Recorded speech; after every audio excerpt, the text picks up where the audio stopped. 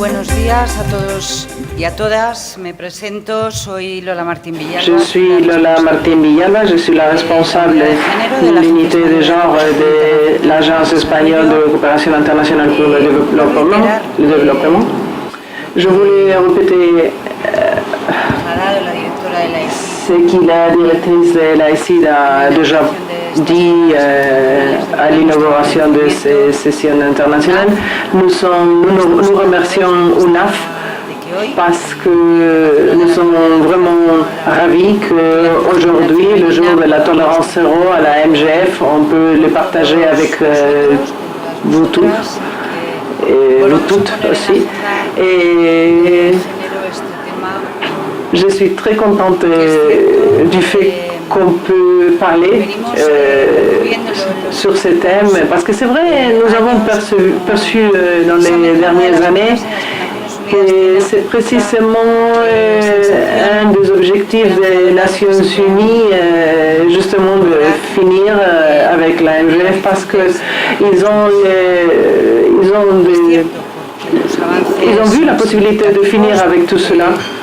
C'est vrai qu'il y a eu des avancements significatifs et ces dernières années, les indicateurs ne sont pas mauvais, mais il y a aussi un long chemin à parcourir encore.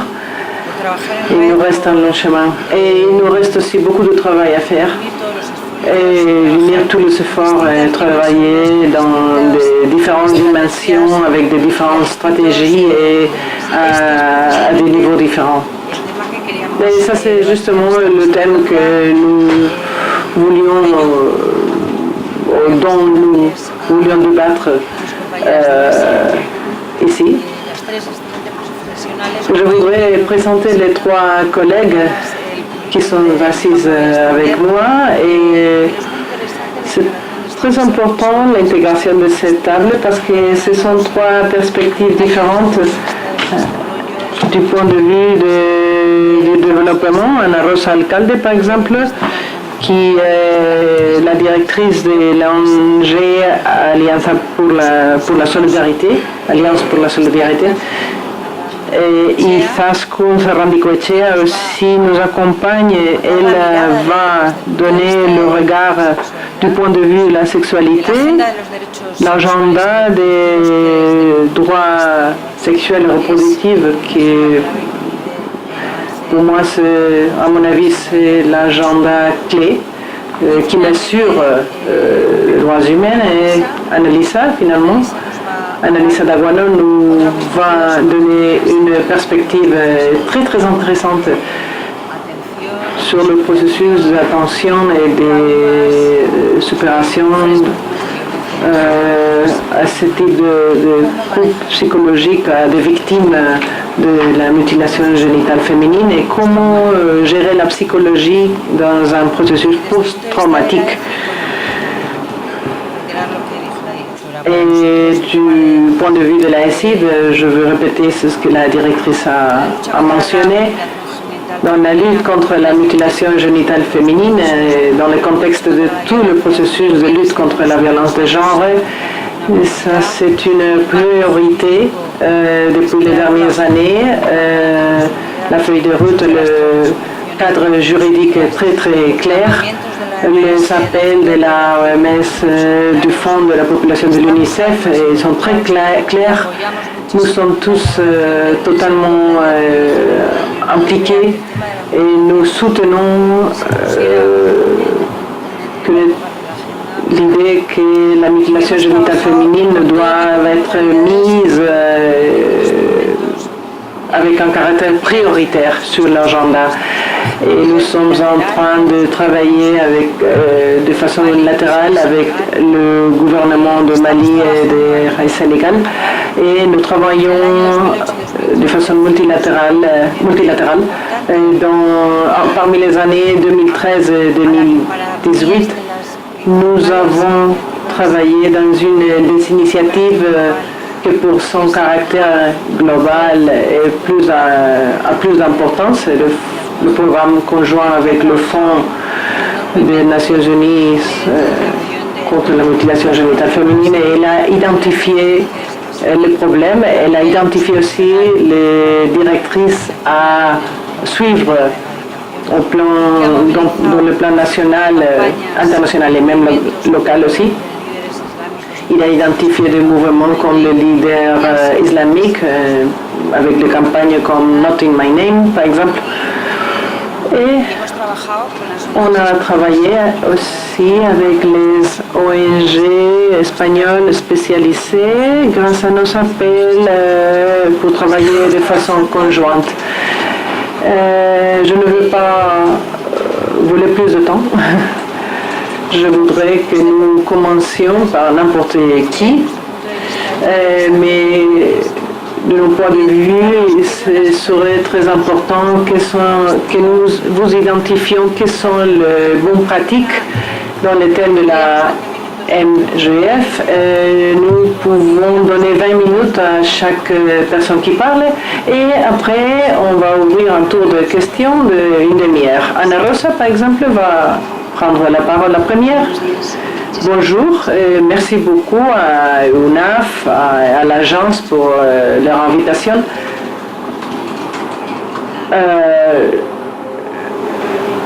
Le micro va et vient. Bon, j'espère que... d'accord. J'espère qu'on va bien entendre.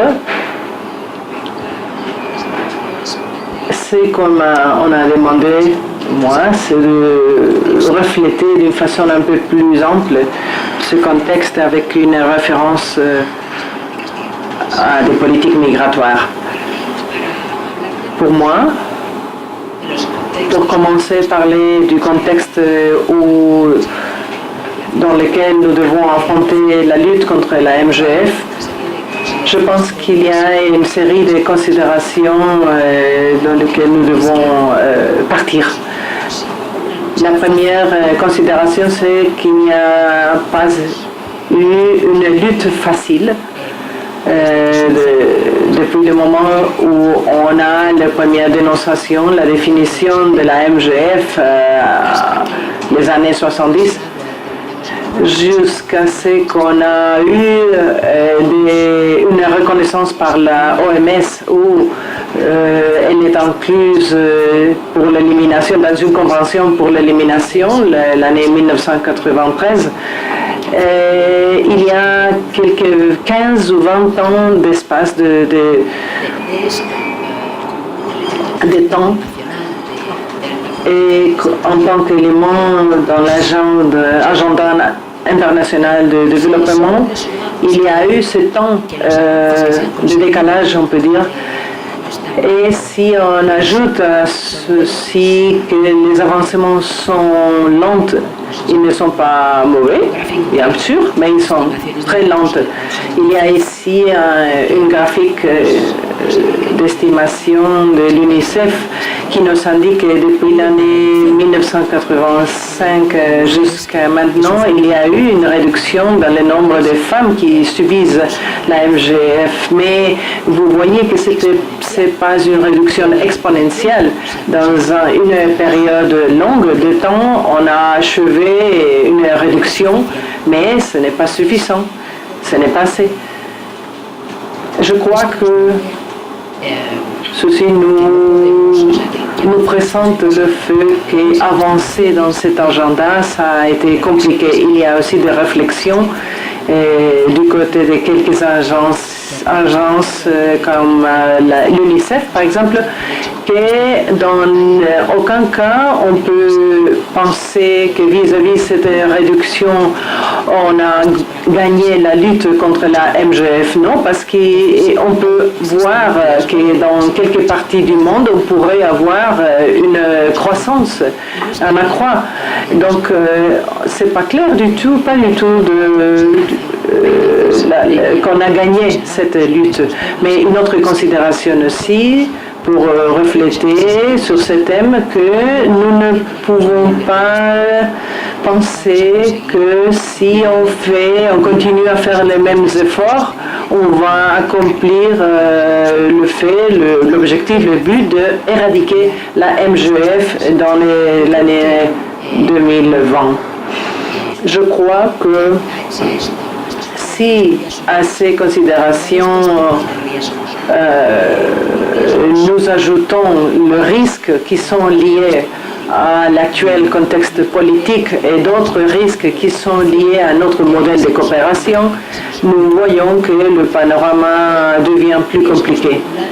Le risque lié à l'actuel contexte politique et social où nous devons achever l'éradication de la MGF pour l'an 2020.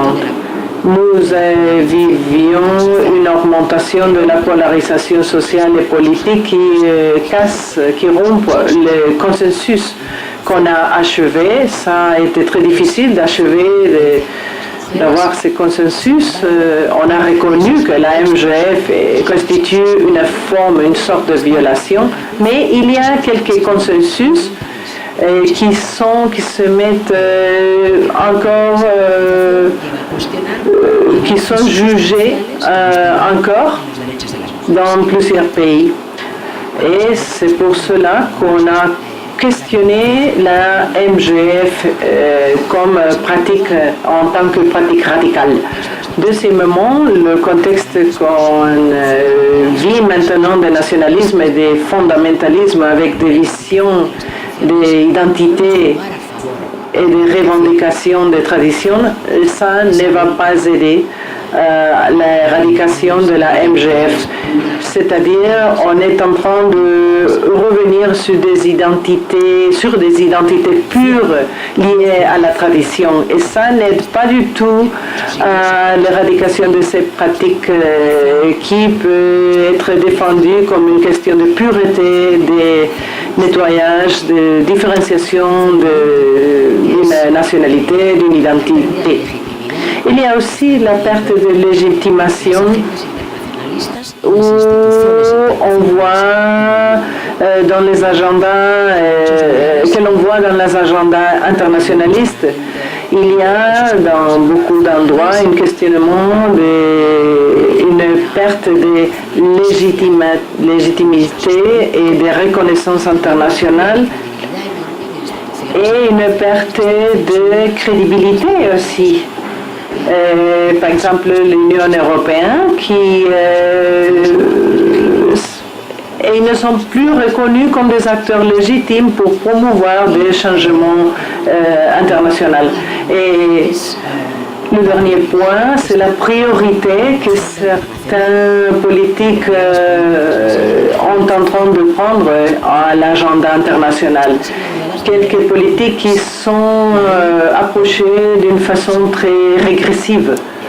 Et par exemple, le cas emblématique des politiques migratoires, on m'a demandé de faire une référence à cette politique parce qu'elle affecte directement les questions des MGF. Si vous me permettez, je vais faire quelques réflexions sur les politiques migratoires actuelles et leurs effets. Les effets immédiats, mais aussi les effets à plus long terme. Vous devez penser que les politiques migratoires d'externalisation des frontières, très visibles, ne sont pas des politiques nouvelles. Peut-être d'une façon pas si explicite, il y a ces politiques migratoires depuis longtemps. Ce sont des politiques, une collègue les appelle les politiques vintage, parce qu'elle dit que c'est comme 20 ans, déjà 20 ans qu'on a mené ces politiques. Mais il y a des effets directement, par exemple, ces politiques déjà génèrent des victimes, des morts même. Et on est en train de générer quelques morts parce que maintenant la Méditerranée, c'est la frontière la plus dangereuse du monde actuellement. Il y a des chiffres officiels, mais bien sûr qu'il y a des chiffres cachés qui sont probablement plus grandes. Et les politiques migratoires, en plus, elles génèrent les réseaux pour le traitement de femmes, parce que les femmes, normalement, sont le plus affectées par ces politiques. Ces politiques génèrent la violence sexuelle On a mené des études de femmes migrantes en Algérie, au Maroc, et des femmes du Sahara qui sont en train d'essayer de traverser la frontière, mais elles sont rattrapées là et ne peuvent pas traverser la frontière. Et cette expérience elle est très présente. La violence sexuelle est présente partout. Elle est une partie essentielle de toute l'expérience du transit. Et quand on arrive, même si on croit que ça c'est un endroit de passage, les premières expériences avec lesquelles n'importe quelle société te reçoit, elles sont très liées à la violence sexuelle. Et il y a aussi la privation de liberté à des personnes pour avoir commis des infractions administratives jusqu'à la dévolution de personnes en chaud, on peut dire. Il y a une criminalisation de personnes migrantes qui sont vues comme des menaces dans beaucoup de sociétés. Et l'autre effet immédiat de cette politique migratoire actuelle, c'est qu'il génère une main-d'œuvre très bon marché, sans n'importe quelle responsabilité. Et c'est une vie qu'on génère, une vie nue. C'est-à-dire que ces politiques fait que ces victimes sont rendues sans des droits, comme ça, nues. Et il y a aussi quelques impacts à moyen terme. On établit des critères liés à la politique migratoire de façon explicite ou implicite. Et on les lie à des pays prioritaires, des zones d'intervention. Il y a une contamination entre le but lié à des politiques migratoires avec ses effets négatifs et ceux-ci apparaissent d'une façon de plus en plus visible dans les politiques de coopération espagnoles et d'autres pays, et les politiques de coopération européennes. Les politiques migratoires à court terme facilitent la sécurisation du développement, c'est-à-dire le transfert de ressources à des endroits qui sont plus liés à la sécurité et au contrôle comme des éléments plus essentiels pour promouvoir le développement. Il y a aussi le business de la sécurité privée. Et il y avait l'étude pour Causa ici en Espagne il y a quelques mois qui révèle ce business, la génération de ce business. Il y a aussi un effort indirect de légitimation de régimes autoritaires dans plusieurs endroits. Le moment où ces régimes sont des partenaires clés pour contrôler les mouvements migratoires, n'importe quelle demande ou pression dans les acteurs vers la démocratisation est affectée parce qu'ils deviennent des partenaires clés pour d'autres intérêts politiques. On a mené une étude à Niger il y a 2 ans qui révèle comme une partie de la société civile du Niger plus revendicative a perdu la faculté de dialogue avec le gouvernement parce que c'était une partie du prix du gouvernement de Niger pour leur tâche de contrôle de la migration. Aussi, il y a la peur à la migration, le regard de peur vers l'immigration, vis-à-vis de l'immigration, et une perte de vue de la richesse que ça peut générer, que la migration peut générer, la richesse économique, la richesse de la diversité, etc. On est en train de renforcer le racisme institutionnel, même dans des pays européens du nord de l'Europe. On a passé des lois racistes qu'on trouve ici inacceptables, mais ça c'est aussi, on voit qu'il y a des lois, il y a des aspects, des pratiques qui renforcent ces idées de racisme Et si on revient sur le bloc de contexte des aspects qui vont renforcer ces idées de mutilation génitale féminine, il y a d'autres risques aussi liés à l'aspect de la coopération pour le développement. C'est une début des ODS, des objectifs de développement soutenable, durable, les ODD.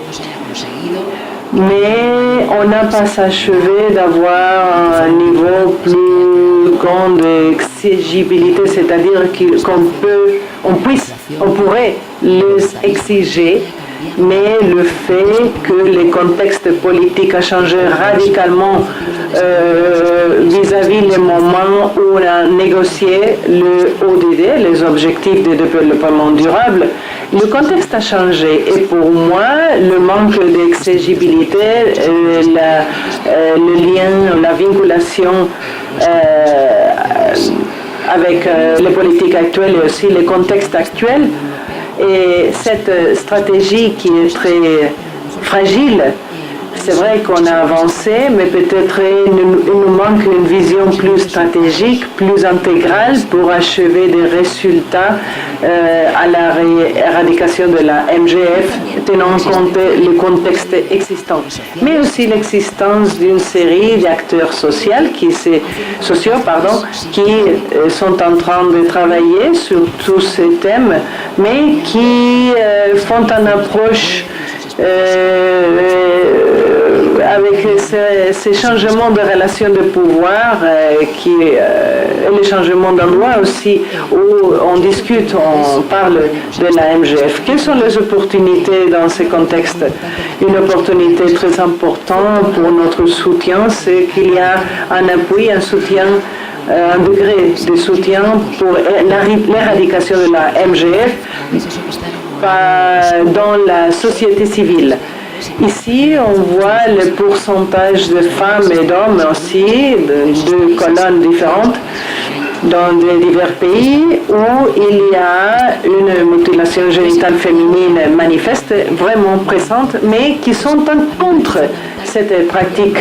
Et ça, c'est fondamental de nous soutenir sous ces changements radicaux de pensée et ne pas perdre cet espace social et cet appui social à éradiquer cette pratique et construire à partir de là. Et aussi, notre richesse, c'est qu'il y a des groupes de femmes qui sont très bien organisés, qui sont en train de travailler pour changer l'agenda. Ça, c'est une autre richesse. Et lier ces groupes, le connecter, ça, c'est très important. Et bien sûr, le fait que l'éradication de la MGF soit incluse dans les objectifs de l'ODD, de développement durable, ça c'est très important, c'est une opportunité aussi. Qu'est-ce qu'on doit faire? On doit élargir la vision et les alliances avec lesquelles nous travaillons pour éradiquer la MGF. Le travail typique qu'on a fait dans des silos, on doit casser ces silos, on doit être plus transversal, plus horizontal, on doit comprendre mieux le processus politique qui sont derrière les pratiques qu'on veut éradiquer. Et on doit aussi travailler beaucoup pour s'assurer les ressources. Ça, c'est pas un thème résolu, ça c'est un changement constant, sur un débat constant. Nous ne devons pas penser qu'avec ces contextes si complexes, si on n'a pas les ressources adéquates pour bien lutter, nous pourrons entrer dans un contexte de réversion de ce qu'on a accompli. Et dernièrement, c'est très important d'innover et de créer une nouvelle narrative et de développer des nouvelles technologies plus intégrales. Merci beaucoup, je vous remercie, je tiens à vous remercier pour m'avoir entendu.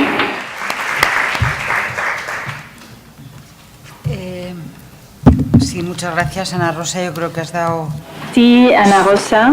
una perspectiva interesante. Tu nous as montré une perspective intéressante et critique. Je suis d'accord avec beaucoup de tes avis, mais j'abrite un peu plus d'espoir que toi. Je pense que nous sommes immerses dans un processus de délégitimisation de beaucoup de structures, mais je pense aussi que sans les Nations Unies, je n'ai pas dit de délégitimisation des structures des Nations Unies, mais il faut dire que sans les Nations Unies, il y aurait moins de choses. Il est vrai aussi que l'effort conjoint, l'effort joint des trois agences a renforcé ce travail. Et moi, je suis pour le dialogue entre les pays. Moi, je l'ai vu au fond des populations, le travail avec les communautés, le travail sur le terrain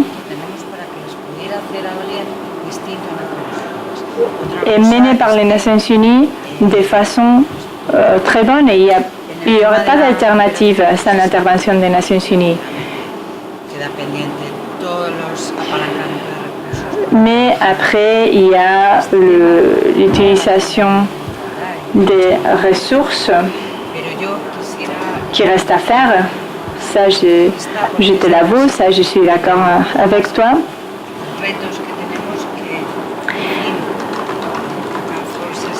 Cet effet de levier avec les fonds. Mais après, il y a d'autres choses qui sont toujours un peu plus en arrière. Maintenant, Izaskun, c'est à toi. Controlar. Vale, 20 minutitos. Tendría, sí. Vale. Bueno, pues buenos Hasta días. las 11. Ok. Buenos días. Gracias. Bonjour, merci de m'avoir invité à cet espace si intéressant. A ver si está lejos. ¿Aquí? D'accord, oui, c'est parfait comme ça. Donc merci de votre invitation et de la proposition de l'UNEF de me consacrer quelques minutes ou me donner quelques minutes pour vous avoir, pour vous parler de l'approche féministe et interculturelle. Ce qui me semble très important. Parce que parfois il n'y a pas de place pour ce type d'approche féministe qui est un peu méprisée. Donc merci de m'avoir donné cette opportunité. Je vais vous parler de la partie pratique, je vais vous parler du projet Monde Imaginaire et je vais vous parler de mes pratiques professionnelles en tant que sociologue et travailleuse sociale de la part des interventions communautaires, qui est une autre perspective plus focalisée sur cet aspect. Donc, concrètement, ma proposition pour aujourd'hui, c'est de vous montrer les modèles sexuels hégémoniques qu'on a vécus et ses conséquences pour tout le monde. Et face à ça, pourquoi on privilégie une éducation féministe plurielle afin de voir comment on peut entamer cette mission.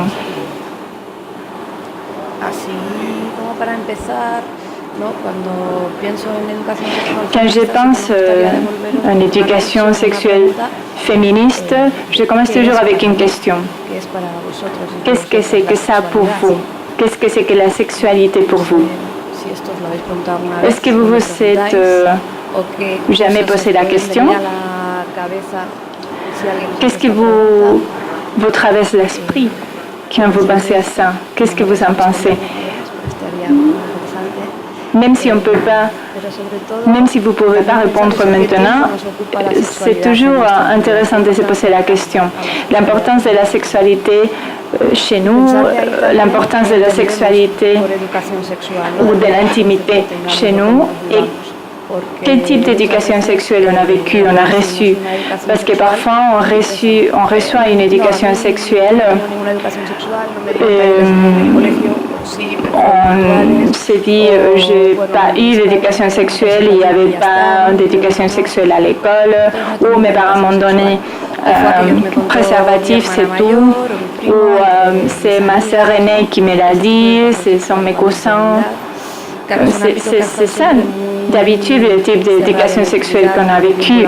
Donc c'est très très intime, très lié aussi à la honte ou au tabou. Y pensamos que igual esa sexualidad es simplemente estos talleres Et les sexualités en colegios, pero no, que son más bien talleres de reproducción. La culpabilité aussi. Muy vinculados a una parte reproductiva y biológica.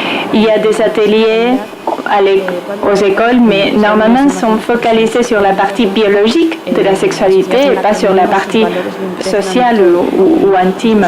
Et ces valeurs sociales qu'on a vécues, dont on a été imprégné quand on était petit, à l'école, et pleines de mandats politiques, religieux, sociaux, et depuis les institutions éducatives, les médias, les réseaux sociaux et les discours sociaux plus formels, moins formels, il y a un modèle patriarcal de sexualité très clairement qui est le seul qui est légitime et il montre une société idéalisée, idéale, à laquelle tout le monde veut y arriver. Et après, il y a la hypersexualisation, la pornographie, qui parfois est entendue et vue comme un type d'éducation parce que parfois est la première approche que le jeune a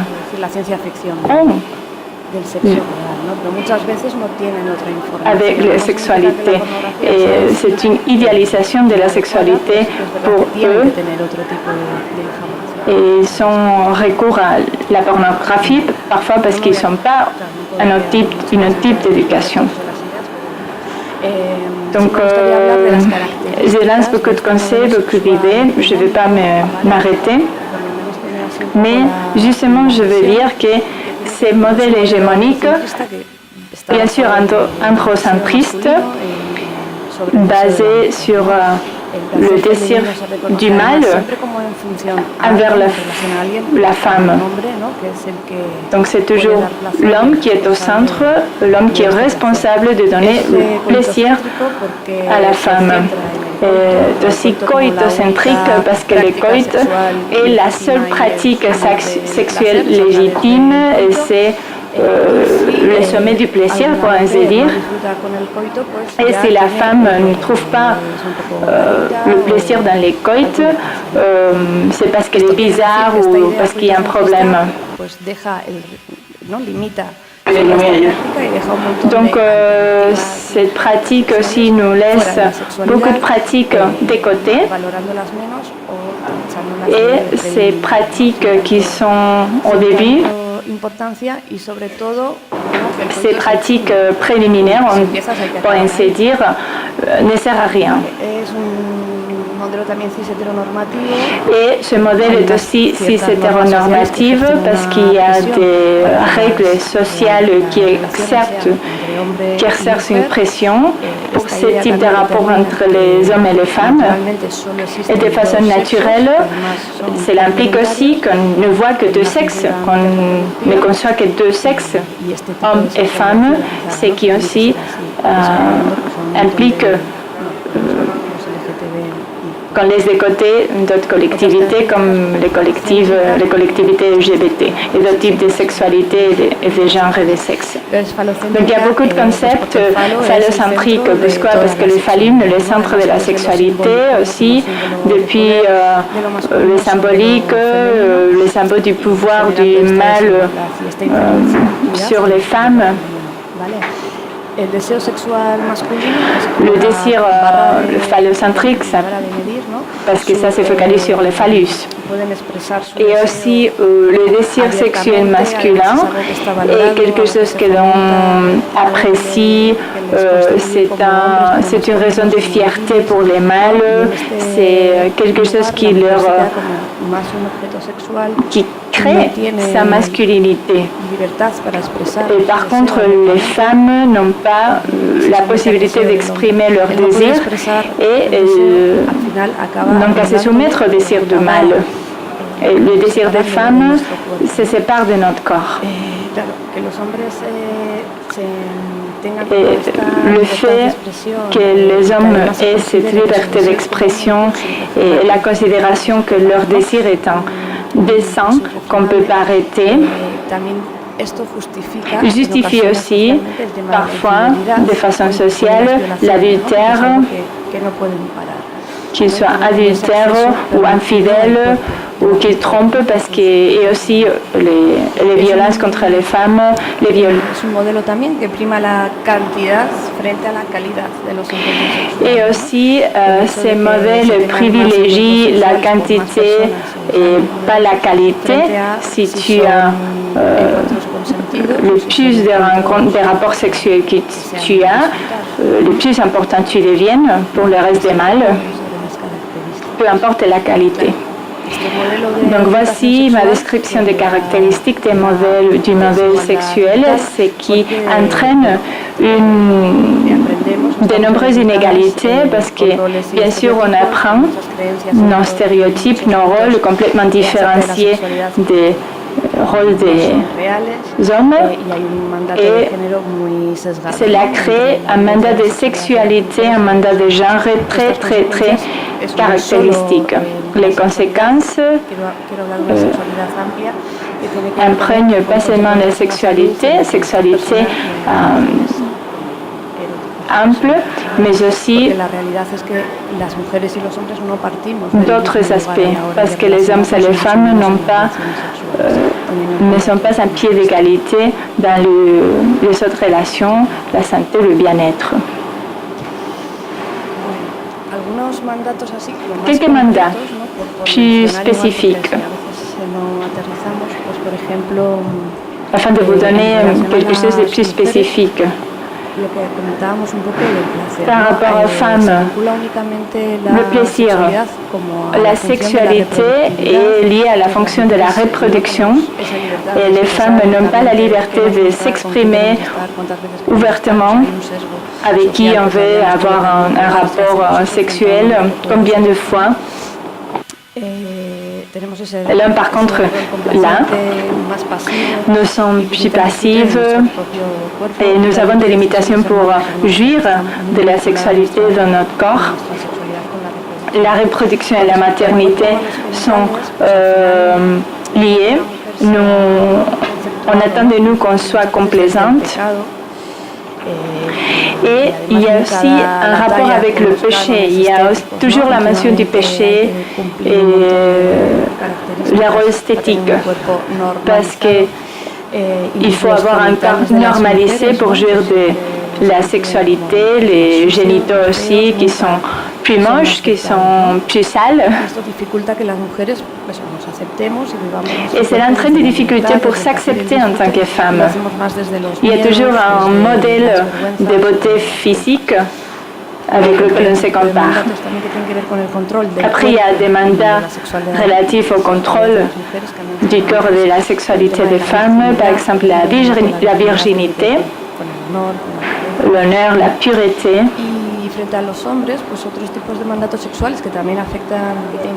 Et les hommes aussi ont reçu des mandats. Par exemple, ils se doivent d'être des mâles actifs, des sujets actifs, qui doivent être toujours prêts au rapport sexuel. Il y a aussi une certaine facilitation des rapports sexuels pour les mâles, bien sûr. Et après la pression, la pression d'avoir toujours le contrôle sur les femmes et de nous démunir du contrôle, nous démunir du plaisir avec des femmes, même avec des femmes, parce qu'une femme peut avoir du plaisir en pratiquant la sexualité avec une autre femme. C'est ça, ceci entraîne d'autres difficultés pour les relations érotiques entre hommes et femmes, entre femmes et femmes. Donc voici le tour d'horizon de ma vision, et on a besoin pour lutter contre ceci une éducation sexuelle féministe et interculturelle. Et voici ma proposition, voici le groupe de personnes avec lesquelles je travaille au quartier San Francisco à Bilbao. C'est là que c'est là où je travaille. Y bueno, pues haciendo esta educación sexual feminista. Et cette éducation sexuelle féministe, c'est que je préconise. Je vais partager avec vous quelques stratégies, quelques avantages de ce type d'éducation. Il s'agit d'une éducation alternative qui remet en question le modèle hégémonique et masculin. Elle est inclusive et diverse parce qu'elle visualise et accepte toutes les personnes, tous les corps, toutes les identités, toutes les orientations sexuelles et toutes les pratiques sexuelles. Tout est valable. Elle a une conception ample de la sexualité, c'est-à-dire ça ne se restreint pas au coït. Il y a toute une série d'aspects biologiques, émotionnels, des sentiments, des relations, mais aussi une partie culturelle, d'éducation, des types de relations qu'on a vécues. Il y a aussi 3 fonctions. La première fonction serait le plaisir, parce que la motivation pour avoir des rapports sexuels, c'est la poursuite du plaisir. Aussi, la relation interhumaine et, bien sûr, finalement, la reproduction. La vision de la sexualité est positive dans ce type d'éducation. Il n'y a pas de culpabilité, il n'y a pas d'honte ou vergogne, il y a quelque chose à cultiver. C'est quelque chose à cultiver, ça fait partie du développement de chacun, chacune. Toutes les personnes sont considérées valables et fières de leur propre corps. Tout le monde a la capacité de dire qui je veux, quoi je veux. Il s'agit d'une éducation respectueuse et focalisée sur la communication. Ce qui veut dire que la communication est une partie énorme, importante de la sexualité afin d'établir les limites ou les frontières afin de jouir. Et si on a des rapports sexuels ou érotiques, c'est toujours depuis le consentement positif. Ce sont des rapports cherchés.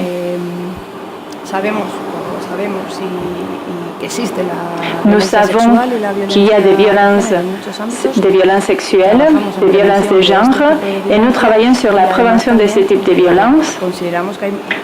On considère aussi que nous travaillons avec ce type de femmes, des femmes qui ont subi ce type de violences, qui ont été atteintes de violences de genre, et nous travaillons sur leur sexualité. Parce qu'il est important d'apprendre que la sexualité est très liée aux expériences de vie. Il y a des processus d'autonomisation sexuelle. Perdón, que quiero controlarme. Bien. En relación al fin de la mutilación genital femenina, ¿no? Concernant la fin de la mutilation génitale féminine, l'éducation féministe serait une stratégie dont les objectifs sont les suivants. Il s'agit d'éduquer en prévention afin de changer le modèle hégémonique qu'on a reçu. Et au lieu de se focaliser sur la santé sexuelle, la partie reproductive et biologique, il faut élargir l'horizon. Et cela préviendrait la pratique petit à petit en intégrant toutes les communautés, tous les âges, des femmes de tous les âges. Il s'agit d'une éducation réparatrice parce que l'on travaille depuis la prévention, mais aussi depuis les interventions, parce que nous travaillons avec des femmes qui ont été victimes de la mutilation génitale féminine. On leur réapprend à vivre la sexualité et à retrouver le plaisir. depuis l'érotique de la globalité et non plus l'érotique des génitaux. Et cet réapprentissage du plaisir améliore aussi la qualité de vie de ces femmes et leur couple, leurs compagnons. Il y a aussi des thérapies individuelles, des thérapies de famille, des thérapies de communauté et c'est la touche à communauté. On a lancé un programme avec la municipalité de Bilbao qui s'appelle Femmes Prévention de la violence. On travaille sur les communautés pour les former dans tout ce qui concerne la prévention de la mutilation.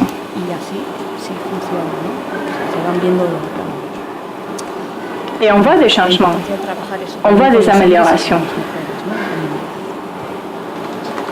Bueno, ¿y por dónde empezamos o qué es lo que hacemos exactamente, no? Como aterrizándolo así. Donc, qu'est-ce qu'on fait en pratique? Día a día. Bueno, una de las ideas así generales sí que es poner los derechos sexuales y reproductivos. Donc, la première chose qu'on fait, c'est de mettre les droits sexuels et l'éducation sexuelle dans l'agenda, parce qu'il faut la considérer comme une partie intégrante des libertés des femmes. Au sein de Monde Imaginaire, mon association, on parle toujours de rencontres, de nous sensibiliser de nos corps, parce que d'habitude on se rend compte qu'il y a quelque chose qui ne va pas bien, quand il y a quelque chose qui fait mal, quand il y a de la douleur, mais pas quand on ne trouve pas le plaisir dans nos rapports sexuels. Donc je parle toujours de sexualité ample, c'est-à-dire pas uniquement la sexualité génitale. Parce que les génitaux chez les femmes sont dans la plupart des cas considérés comme quelque chose qui ne fait pas partie du corps. C'est comme un trou noir. Voilà, c'est tout. Donc il faut ouvrir l'esprit, ouvrir le corps et commencer à sentir le corps, savoir où sont nos sens érogènes, se rendre compte que nous sommes couvertes par la peau et la peau est aussi érogène, la peau est sensible et il faut toujours essayer de ressentir la peau, par exemple, comme organe. Et ceci est un long processus parce qu'il faut déstructurer l'esprit. Donc c'est toujours un processus long, mais super enrichissant et très intéressant à faire, de le faire par moi-même, mais aussi d'accompagner les femmes à les faisant. Avec les femmes individuellement, les femmes en groupe, en tant que groupe, avec d'autres groupes. Et quand on partage, par exemple, nos peurs ou ce qu'on a à l'esprit, quand on les partage, on voit que les autres femmes ressentent la même chose. Et après, on essaye aussi de participer dans des débats où on peut parler de ces sujets. L'objectif final est de laisser chacun et chacune de trouver le plaisir dans les rapports sexuels et la vie globalement. Merci, c'est tout.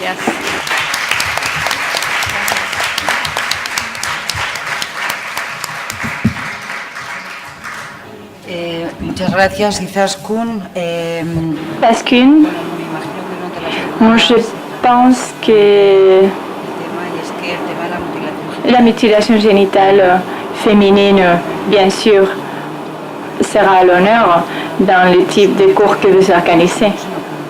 Parce que la mutilation ne concerne pas uniquement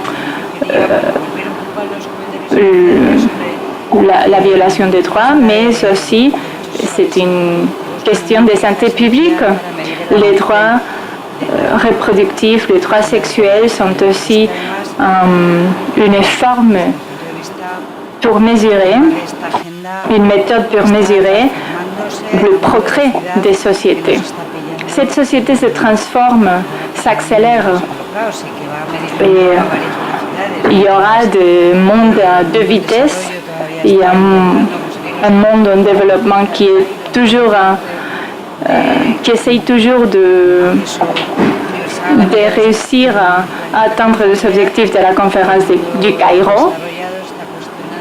Et en même temps, il y a le monde développé qui remet en question la reproduction, les nouveaux droits à la reproduction. Donc, cela sépare l'agenda féministe de l'agenda LGBTI. Donc, il y a une vitesse incroyable, on ne se rend pas compte que cette vitesse rythme les inégalités et crée davantage d'inégalités. Mais bon, donc il faut se préparer pour ces futurs qui se créent maintenant. Maintenant, je donne la parole à Annalisa. Tus 20 minutos ahora mismo y luego entramos en el debate. Gracias. Je vais parler en français. C'est le moment de mettre le casque. Je voulais juste réagir par rapport à la dernière présentation parce que vous comprenez. Okay. On va parler après parce que ça correspond exactement au travail que l'on fait également dans notre association. Donc ça nous conforte dans l'idée qu'on travaille les mêmes outils. Ça va, tout le monde a son casque? Comme ça? Ok. Donc, je parle français parce que je travaille en Belgique. Je travaille au GAMS, qui est le groupe pour l'abolition des mutilations sexuelles féminines. J'ai préparé un petit texte pour rester dans les 20 minutes. Mais je suis ouverte à toute question, évidemment. Donc, j'aime penser à la salle d'attente de notre institution parce qu'elle est comme toutes les salles d'attente du monde, à une chose près.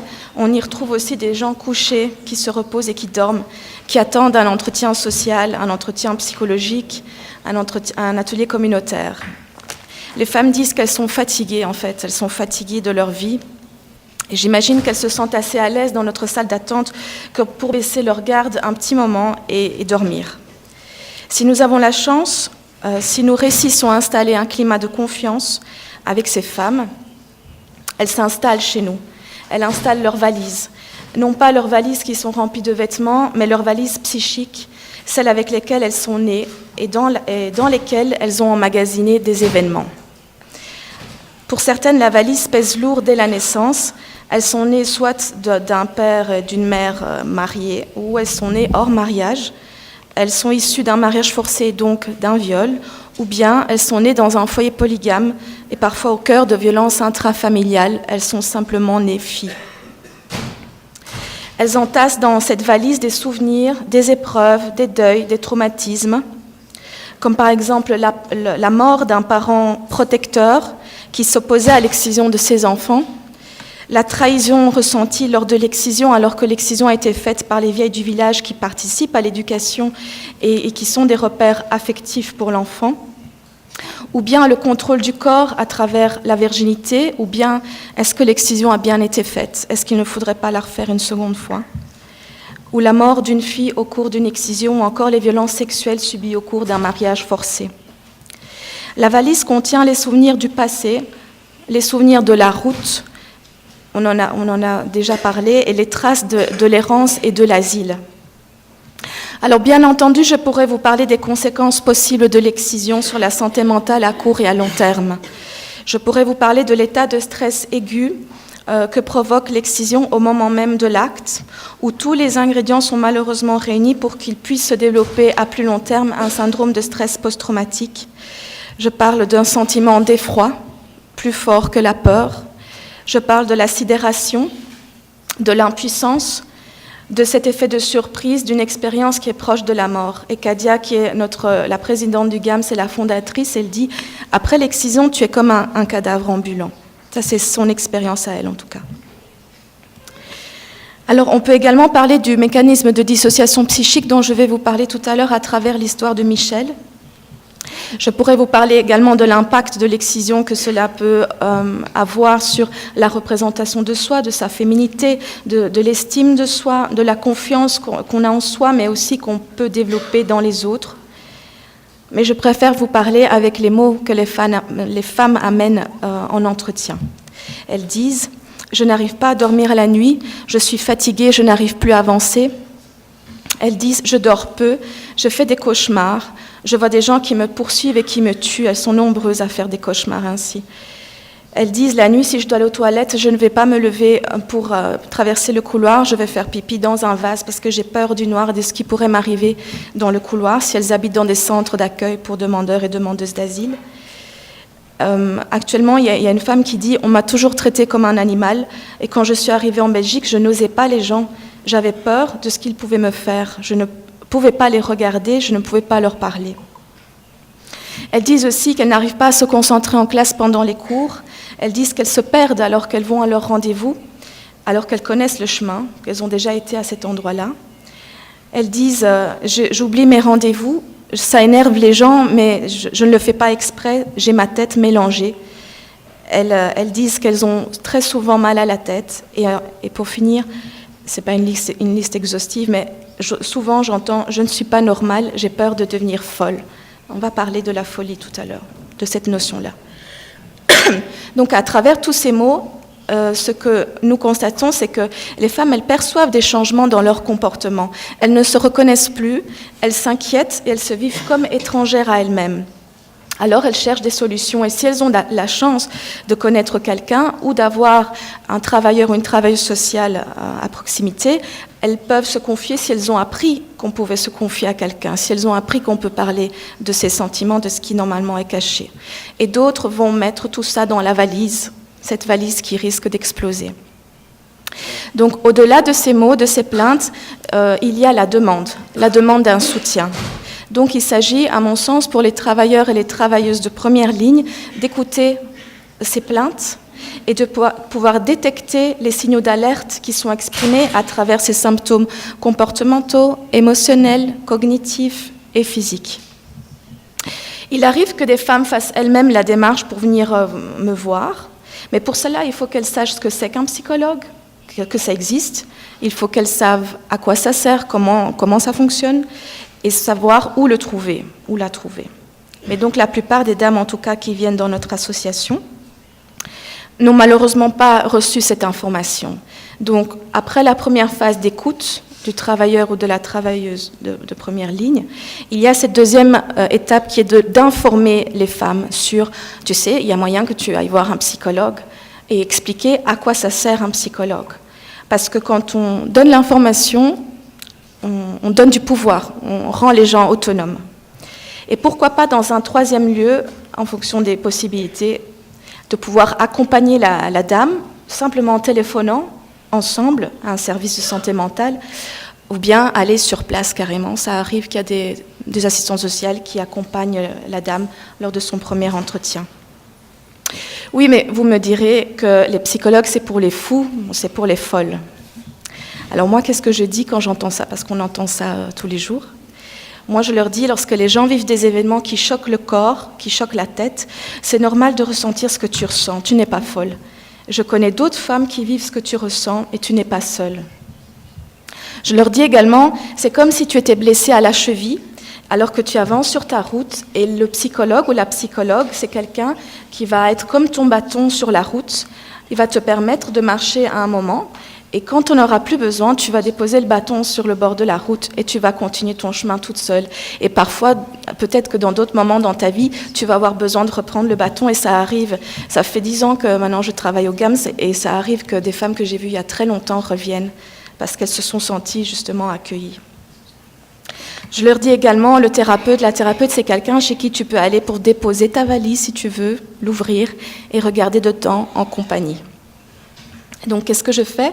D'abord, je recueille les représentations des femmes au sujet de ce qu'elles savent au niveau des psychiatres, parce qu'elles savent beaucoup de choses, elles ont entendu, elles ont vu à la télé, des amis leur ont parlé, donc je recueille leur savoir, leurs connaissances. Ensuite, j'apporte une explication claire sur ce que c'est que les psychologues, comment ils travaillent, et j'utilise parfois des métaphores. Et ça contribue à la déconstruction des idées reçues au sujet de la santé mentale et ça participe à l'établissement d'un lien thérapeutique. Alors, je vais vous parler un peu de Michel. Donc, lorsque je reçois Michel pour la première fois, elle va vivre un épisode de dissociation psychique, c'est-à-dire qu'elle va voir dans mon bureau, elle va voir une image. Pourtant, je fais très attention à ce que je mets dans mon bureau. Elle va voir une image d'un corps de femme nu, vu de dos, dessiné dans les couleurs orangées. Et là, elle va se pétrifier. Son corps va se pétrifier. Son regard, elle ne me voit plus. Sa parole s'arrête et sa respiration est difficile. Je ne la connais pas, je sais juste qu'elle s'appelle Michel, mais je vois dès cet instant qu'à travers un stimulus visuel, elle dissocie. La dissociation est un symptôme, c'est un signe d'un traumatisme. Donc je sais déjà qu'elle a dû subir des violences et qu'il y a trauma qui s'exprime. Alors les femmes, quand je leur explique c'est quoi la dissociation, elles disent qu'elles voyagent avec leurs pensées. Mais ce voyage, il est dangereux pour le cerveau. Donc il faut ramener les femmes dans l'instant présent parce qu'elles vont dans leur mémoire traumatique, elles vont dans les souvenirs du passé. Et l'instant présent, lui, il est un instant de sécurité. Donc qu'est-ce que je fais? Je vais mettre dans sa main une boule de pâte à modeler. Alors vous allez me dire, mais qu'est-ce que je suis en train de faire? Mais dans ce cas-là, la parole, qui est un outil privilégié pour les psychologues, ne fonctionne pas puisque la personne ne peut plus parler puisqu'elle est pétrifiée. Et donc, on a développé au GAMS une approche créative à travers l'art-thérapie. L'art-thérapie, 2 mots rapides, c'est une pratique de soins qui est fondée sur l'utilisation thérapeutique du processus de création artistique. L'objectif, c'est pas de créer des œuvres belles et jolies, c'est pas d'apprendre à dessiner, même si c'est assez valorisant, mais c'est une invitation à la projection de soi, au même titre qu'une psychothérapie verbale classique, sauf qu'on va le faire sur un papier, on va le faire à travers l'argile, on va le faire à travers la danse, ou à travers le rythme, ou à travers le chant. L'objectif final est d'atteindre une transformation de soi par la transformation des œuvres. Et donc, je lui propose de masser cette boule de pâte à modeler, et je le fais également de mon côté. Donc, j'essaie de stimuler d'autres sens, puisque c'est le sens de la vue qui a ramené à sa mémoire traumatique. Je stimule le toucher, je l'appelle par son prénom, et je vais chercher son regard. Donc, je vais me déplacer dans la pièce parce qu'elle est pétrifiée, donc je vais me déplacer pour prendre contact avec elle, pour lier avec elle. Et je lui propose aussi de respirer de manière consciente. Et au fur et à mesure de l'exercice qui va durer toute l'heure, elle va me dire que sa respiration est plus facile et que la boule qu'elle a ici dans la gorge est en train de monter. Alors je me dis, il y a un moment, elle va finir par me dire quelque chose. Elle me dit rien, Michel, elle parle très peu, mais elle fait, elle crée. Et elle va créer, alors que je ne lui ai pas demandé, avec ses boules de pâte à modeler, elle va créer une fleur qu'elle va mettre dans ma main. Et elle va dire, ces textos, j'invente rien, c'est une fleur qui n'a pas de problème. Ce qu'il y a autour, donc les pétales, protègent ce qu'il y a au milieu. Donc mon rôle à ce moment-là d'art-thérapeute, c'est de faire des hypothèses, évidemment, après l'entretien. Et donc je me dis, la symbolique de la fleur est utilisée par plusieurs ONG qui luttent contre les mutilations. Donc voilà, peut-être que la fleur, c'est son sexe, la fleur, c'est son corps, la fleur, c'est sa féminité. En tout cas, c'est quelque chose d'un féminin qui a besoin d'être protégé, puisqu'il parle de ses pétales. Et donc, si elle a besoin d'être protégée, c'est qu'elle a été blessée. La fois d'après, elle revient en séance, elle redécouvre sa fleur, et la fleur, elle a durci, parce qu'à l'air libre, elle a durci. Elle s'est cassée par endroits, elle ne sent plus bon et elle n'est plus délicate. Donc elle est très surprise de ça, et elle dit, elle est blessée comme moi. Et elle veut la réparer, c'est ses mots, hein. Elle prend la plasticine qu'elle met sur les bords qui sont fendus, et puis elle dit, elle est réparée, mais ce n'est pas la même chose. Et ce n'est bien que longtemps plus tard que je vais savoir de Michel qu'en fait elle a vécu jusqu'à 19 ans intacte. Donc jusqu'à 19 ans, elle n'a pas été excisée.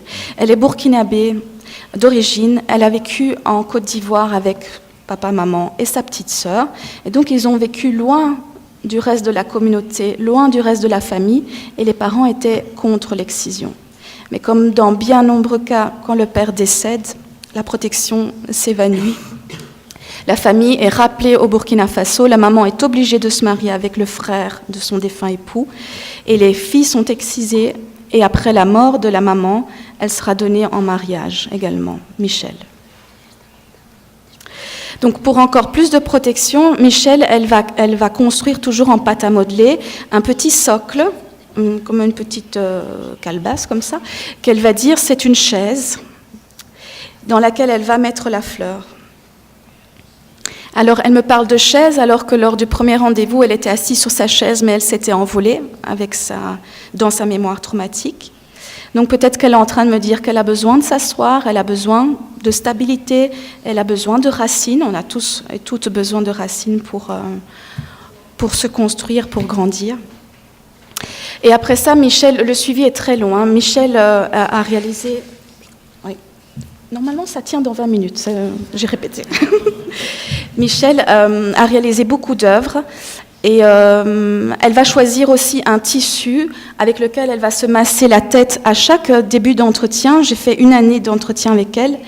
Et ce massage, cette sensorialité va lui rappeler des souvenirs affectifs liés à sa maman. Et en fait, je me rends compte qu'à travers le travail d'art-thérapie, elle est en train de faire le deuil. Mais le deuil de son père, le deuil de sa mère, le deuil de la protection qui était liée à son enfance, le deuil de son corps qu'elle a connu, tel qu'elle a connu jusqu'à 19 ans. Mais elle est en train de se construire à travers cette fleur une protection, une enveloppe psychique, une nouvelle enveloppe corporelle. Michel participe aussi à l'atelier jeune que nous animons. Et elle dira de ma collègue et moi que nous sommes comme des mamans pour elle. Et quand ma collègue va partir parce qu'elle va rentrer à Djibouti, pour toujours, Michel vit un nouveau deuil. Elle pleure, mais elle ne s'effondre pas, elle ne se casse pas en morceaux, comme la fleur. Elle tient parce qu'elle est en train de se reconstruire à travers le soutien du groupe et le soutien individuel. Quelques mots sur l'atelier jeune. C'est un atelier que les filles ont surnommé Froufrou. C'est un atelier pour jeunes femmes de 15 à 25 ans. Et elles l'ont surnommé Froufrou, parce que Froufrou, apparemment, c'est ce qu'elles disent, c'est le bruit que fait la vulve quand on marche. Et elles ont voulu donner ce petit nom à ce groupe. Nous nous basons sur une méthode participative d'éducation populaire basée sur ce que les jeunes ont à nous dire, leur expérience, leurs sentiments, mais on vise aussi à mener des actions très concrètes. Froufrou vient d'arriver, c'est ça ? On vise aussi des actions très concrètes. Pendant que je suis en train de vous parler, elles sont en train de répéter la pièce de théâtre qui s'appelle « Et si on pouvait refaire le monde ?»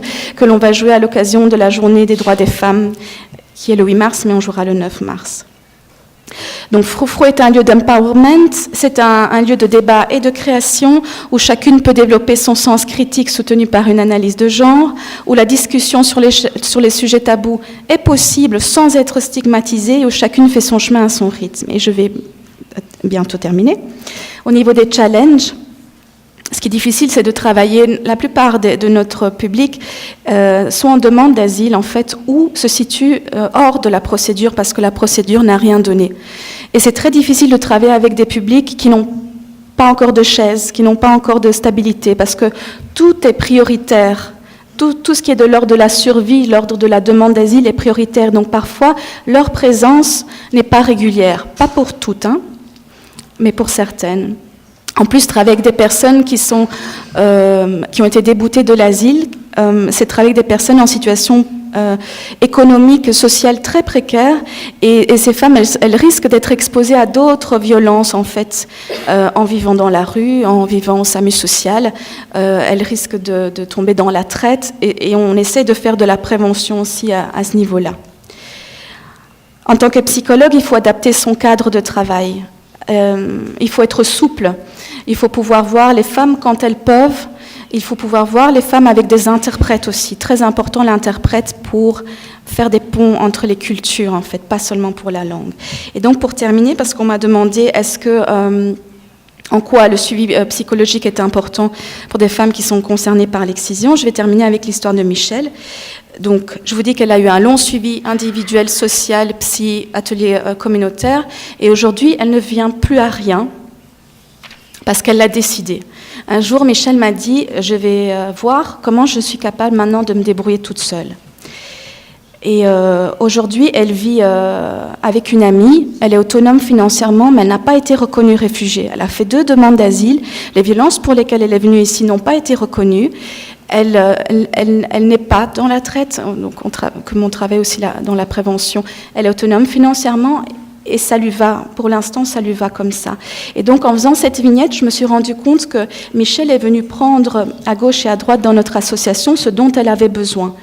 Et je pense que le fil rouge de tout ça, c'est qu'elle avait besoin de reconstruire un lien humain, simplement, et de remettre des racines, de construire sa chaise. Et je pense que mes collègues et moi, on a joué un peu le rôle de substituts parentaux pendant cette période-là, où maintenant, elle est partie, c'est comme si elle était sortie, elle est sortie du nid, quoi, elle est autonome. Je pense qu'on a contribué donc à cette nouvelle identité, au renforcement de l'estime de soi et au soutien de sa résilience. Et donc, est-ce que c'est important d'aller voir un psychologue? Je dirais que le thérapeutique n'est pas toujours là où on le pense, il n'est pas toujours dans la parole, il n'est pas toujours chez le ou la psy, et que c'est important pour chacune de pouvoir choisir et trouver ce qui sera thérapeutique pour elle. Voilà, merci.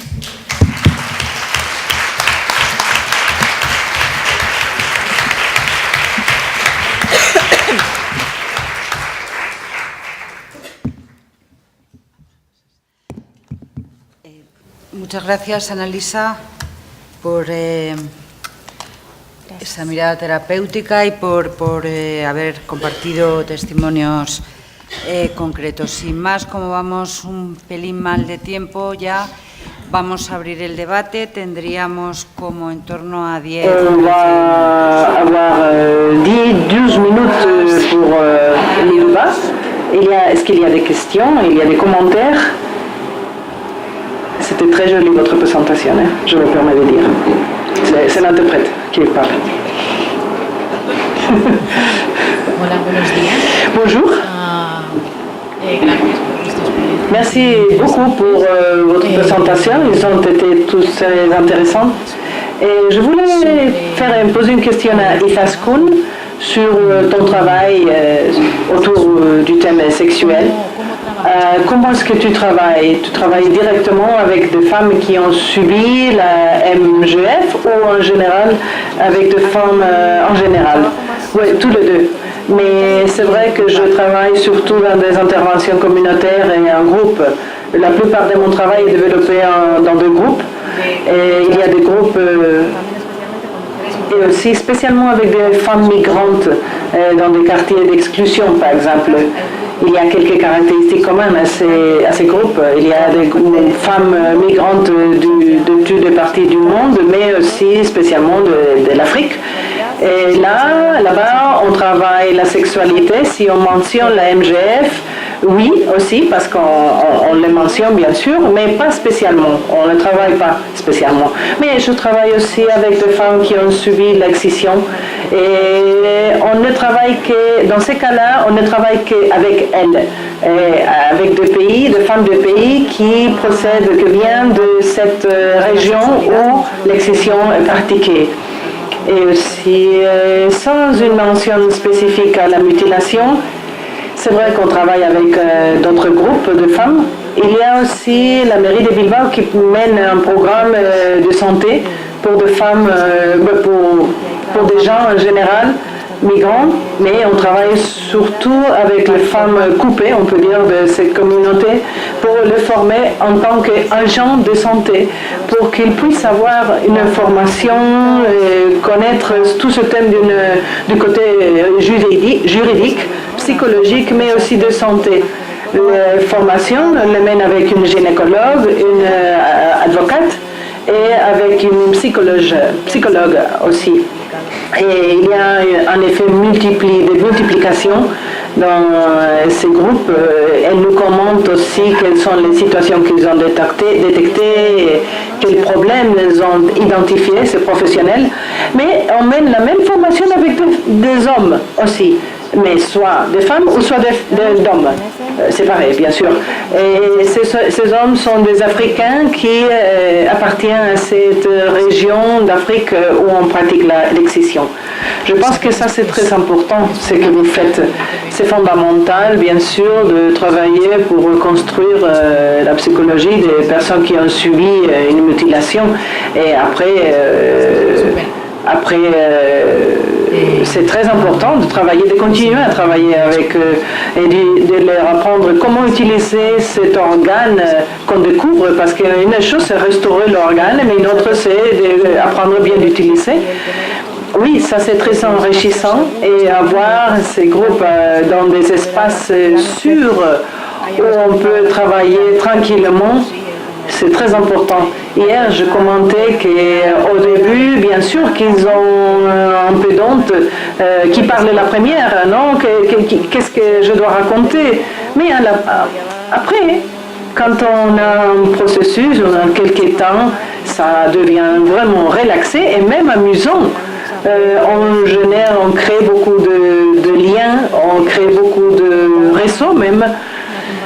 Et comme notre collègue nous a dit, il y a l'importance des réseaux sociaux. Beaucoup de fois, on ne sait à qui on peut demander ce type de questions, à qui on peut demander le soutien même.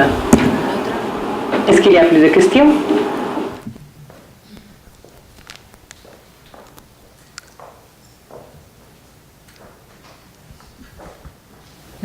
Ma question est pour Annalisa, bonjour. Si les gouvernements n'accompagnent pas en refusant d'accorder l'asile à ces femmes, comment peut-on arriver à de très bons résultats pour qu'ils récupèrent leur vie? Et est-ce qu'il y a possibilité d'influer un peu sur ces gouvernements européens qui refusent de donner l'asile pour cette raison de mutilation? Merci. Merci de parler en français. Alors, en Belgique, on peut demander l'asile sur base de protection aux mutilations génitales féminines. Ça marche parfois. Hein. Ce qui marche moins, c'est la reconnaissance d'autres violences de genre et surtout le mariage forcé, parce qu'on travaille beaucoup avec des femmes qui ont subi les deux, parce que c'est un continuum de violences. Actuellement, le GAMS a un projet aussi lié aux familles, avec FEDASIL, qui est l'institution fédérale qui gère l'accueil en fait, des demandeurs et demandeuses d'asile. Qui est de créer une trajectoire intégrée des violences de genre. Il existe déjà, on a déjà travaillé dans le passé, une trajectoire intégrée pour les femmes concernées par l'excision, c'est-à-dire des conseils, des directives, des dispositions à prendre à partir du moment où les femmes demandent l'asile à l'Office des étrangers, jusque dans tout leur parcours, jusque dans le centre d'accueil, sur quels soins particuliers, quelle attention particulière elles doivent recevoir. Ça passe par un rendez-vous médical avec un médecin qui connaît les mutilations, avec une évaluation psychologique, avec l'indication d'avocats qui sont spécialisés dans la question des violences liées au genre. Et cette année, on élargit la trajectoire aux violences de genre. Et donc, ça a été vraiment une demande de FEDASIL, en tout cas de cette institution qui accueille les demandeurs et demandeuses d'asile. Et évidemment, on travaille conjointement. Parce que c'est bien de faire une trajectoire, mais il faut qu'au niveau des instances fédérales, qui est le CGRA, le Commissariat général aux réfugiés apatrides, ça puisse suivre. Et prochainement, ma directrice, elle a un rendez-vous avec la personne qui est chargée du genre au niveau du CGRA, pour faire en sorte que cette trajectoire puisse avoir un écho. Et on prévoit également des formations au niveau des agents du CGRA. Mais ça, c'est quelque chose qu'on fait depuis toujours, en fait. Hein. Maintenant, je pense qu'à côté de ça, on fait du lobby politique, il y a d'autres associations qui participent aux réflexions par rapport à l'importance de la reconnaissance des violences pour lesquelles les femmes viennent en Belgique. Donc, à côté de ça, on a toujours fait du lobby. Je ne connais pas les chiffres, je ne peux pas vous dire si ça a eu un impact ou pas. En tout cas, il y a un gros taux de reconnaissance par rapport aux femmes qui demandent l'asile pour l'excision. C'est plus pour les questions de mariage forcé ou risque de seconde excision aussi, de réexcision. Ça répond en partie à votre question? Oui, je vous remercie. Oui. Par rapport à la question de reconstruction, comme ça fait longtemps que je suis au GAMS, moi je vois depuis ces dernières années qu'on travaille surtout à Bruxelles parce qu'on a des bureaux un peu partout, en Belgique qui n'est pas très grande. Je constate qu'on travaille avec beaucoup de femmes qui sont hors procédure, donc qui vivent dans la rue. Et pour l'instant, puisque c'est assez nouveau pour nous, on bricole. Chez nous, elles sont toujours les bienvenues. On met en place des tickets aussi pour qu'elles puissent se déplacer parce qu'elles n'ont pas les moyens. Parfois, on va les rencontrer dans leur lieu de vie, dans les squats, par exemple. Et voilà, pour l'instant, on construit comme ça, mais l'idée, c'est de les accompagner au niveau social pour qu'elles redemandent l'asile, qu'elles ne restent pas dans cette situation d'illégalité. Je vous remercie. De rien. Muy bien, pues daríamos por concluida la mesa. No sé si vamos la table. Une question de plus, mais très vite, s'il vous plaît. Je voulais demander à Ana Rosa quelque chose que nous, en tant qu'union d'associations familiales, nous préoccupe. Et maintenant, nous, à travers les ateliers que nous menons avec des femmes et des hommes, on voit des difficultés très sérieuses pour la bureaucratie de femmes qui veulent se réunir avec les enfants, etc., de leur pays d'origine. Je ne peux pas te répondre en détail parce que je ne connais pas bien profondément le fonctionnement de tout cela. Mais l'information que nous avons, c'est que la partie légale ordonnée du processus migratoire devient de plus en plus difficile. Donc il y a une contradiction ici parce qu'on rejette l'immigration illégale, mais on ne met pas en place le mécanisme adéquat pour les pays occidentaux.